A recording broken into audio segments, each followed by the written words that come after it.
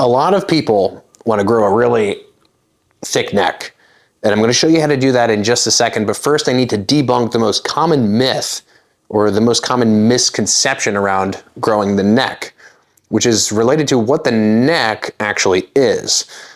So first, to take a second to admire my fantastic artwork here. And after you do that, just recognize that most of the time, when we're talking about growing the neck, what we are not talking about is this segment right here.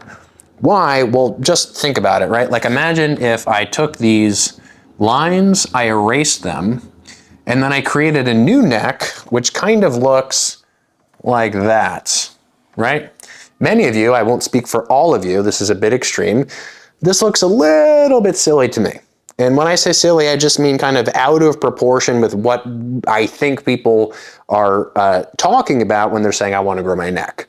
What people are actually saying is much more specific to a totally different group of muscles that we can't really consider the neck and that are more specifically called the traps, okay?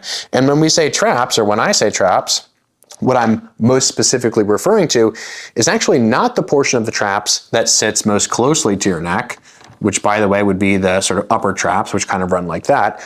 It's actually the middle traps. The middle traps are ginormous relative to the other portions, the lower and the upper, just based on surface area, the way that they look on people, and they are what create this illusion of huge neck, right? No neck in it, right? So to speak. And so what that ultimately means is targeting what constitutes this portion of the bulk. That's what people, I think, are ultimately after. So now that we have an understanding of like, okay, we're not just gonna like sit around and do a bunch of neck curls and neck extensions, not that that would be bad necessarily, but what I would personally recommend if you're someone that wants to grow your neck is to look at the middle traps, their anatomy and their function. So let's do just that. I'm going to make it very, very simple for you. The middle traps and the function of the middle traps are basically a combination of two major things, or three major things really. Number one is performing some kind of elevation type motion. Number two is performing some kind of upward rotation kind of motion. In other words, taking your shoulder blade and creating this kind of motion where it's meant to sort of pivot toward the sky as in some kind of raise. And then number three would be some kind of backward motion. And if we capture those three motions in our training, either sort of together, mishmashed into one exercise to sort of combine some of those joint actions, or in a couple different exercises, which is what I'll recommend today, we're going to have a really good chance of growing our necks and making our necks look bigger the way that we want to, sort of more like that mountain appearance. Okay, so let's go through an exercise for each of these three categories. Category number one would be some kind of raising / rotation, upward rotation based motion that I mentioned, which would be raising your arm overhead. There are two major ways that I like to coach this and show this to people. Number one would be with dumbbells, and number two would be with cables. With dumbbells, it's pretty simple. This kind of exercise is traditionally known as a Lou raise, I believe titled by one of the most famous weightlifters in the world. Lou Xiaojun, I believe is how you pronounce his name. And basically all you do is you grab a pair of dumbbells or a pair of plates, more practically dumbbells, and you really just raise them over your head. And many of you may falsely interpret this kind of motion to be predominantly a deltoid exercise, but when you actually do this motion in the way that I'm going to tell you to do it, you'll feel just how differentiated from deltoid stuff it actually is. So what you want to focus on is not just raising above your head, but as you raise, you want to shrug and sort of reach toward the ceiling. And once you get to the top, you almost want to be reaching your biceps and your triceps in toward your ears. And the reason that's important is because once your shoulder blade gets to that position, if you think about it, my mid traps are somewhere like right here, they're going to rotate the shoulder blade upward and then continue to pull it in toward the neck. And those of you watching this, you can do this right now and just test how this feels. Raise your arm above your head and then shove your biceps into your neck without bending this way, right? So shove your biceps into your neck and you'll feel just all those middle trap fibers sort of scrunching up to pull your shoulder blades inward. So you can do that with a dumbbell, as in the Lou raise.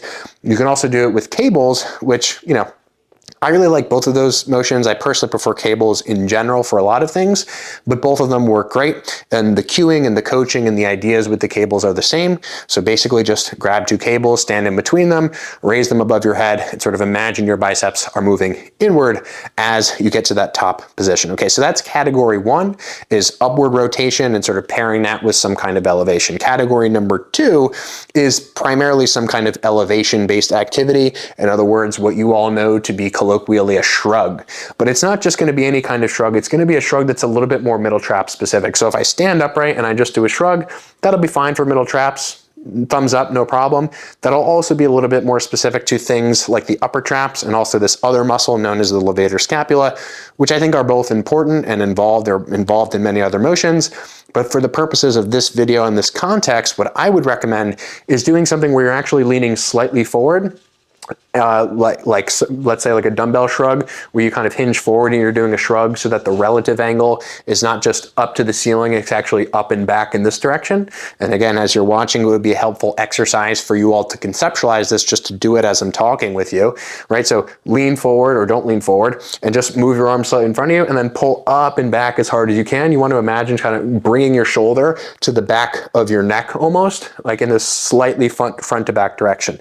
You can do that with dumbbells. You can do it with a trap bar, you can do it with a barbell, you can do it with cables, you can do it with some kind of machine that was appropriate for loading that motion. Any one of those options would be fantastic. Personally speaking, I think it's very convenient just to grab a pair of dumbbells, hinge slightly over, and do shrugs with the elbows slightly bent. That's my personal preference. All right, so that's category number two, just the pure shrug. And then category number three is going to kind of be a shrug row hybrid. And the reason that I like this is because you can really get and train that squeeze position, in addition to some extra rear delt stimulus as you do the row. So this is kind of what I like to call a shrug row. It's not quite a row, it's not quite a shrug, it's somewhere in between, but the intent is almost exactly the same as that shrug that we just talked about with the slightly forward lean, but now all of a sudden you're pairing it with something that is a rowing based motion. And to be honest, just the rowing based, shrug row based motion and the upward rotation based motion, the first one we talked about, I think is plenty if you're doing both of those kinds. The shrug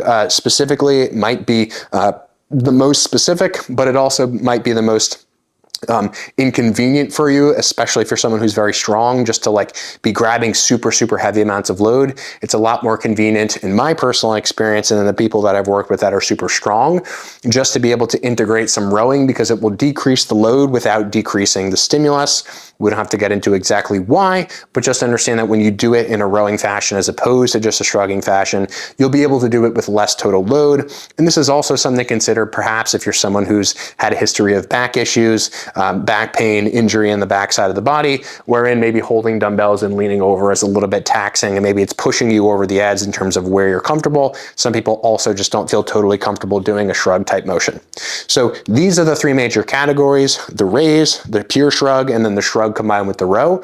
If you do one of them, great. If you do all of them, great. Basically just choose an amount of those exercises that feels like it's getting the job done for you, whether it's 2 sets per exercise and you're doing all of them, or if you've never done any of these before, just 1 set of each would be perfectly sufficient, especially if you've never done specific middle trap training before. Your middle traps are something that is likely to experience a lot of short-term growth, acute growth, in the sense that if you've never done any of these things before, it's kind of like a noob gains version specific to the muscle. So I hope this little lesson on growing the neck and specifically the middle traps was helpful. And if you did find it helpful, check out the rest of my videos. I make a lot of other content just like this, and I hope you enjoy those videos as well.